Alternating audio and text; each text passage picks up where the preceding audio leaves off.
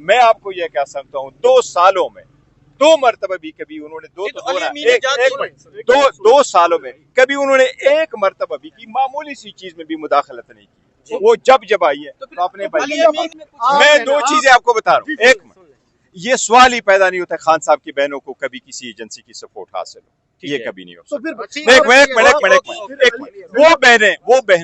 वो बहनें फकत गर्मी में, सर्दी में, तकलीफों में, वो उनके बच्चे देखो ना, भूखे नंगे प्यासे इधर ही सारे सिर्फ अपने भाई की खातिर होते हैं। उन्होंने दाल खाई है और वो भी जेल वाली, इतने गर्स सुबह आती हैं, शाम हमारे साथ वो हो रही हैं, 12 बजे तक वो गई है अपने भाई की खातिर इस उम्र में, और उन्होंने तकलीफ गुजारी। उनको किसी एजेंसी की सपोर्ट नहीं है, बिल्कुल गलत बात है। दूसरी बात यह कि वो उनके कोई अज़ाइम सियासी नहीं है, वो अपने भाई के लिए। दूसरी बात है, मैं कहता 2 साल में चेयरमैन रहा हूँ, कभी 1 मरतबा भी उन्होंने मुझे नहीं कहा कि ये फैसले ऐसे होने चाहिए।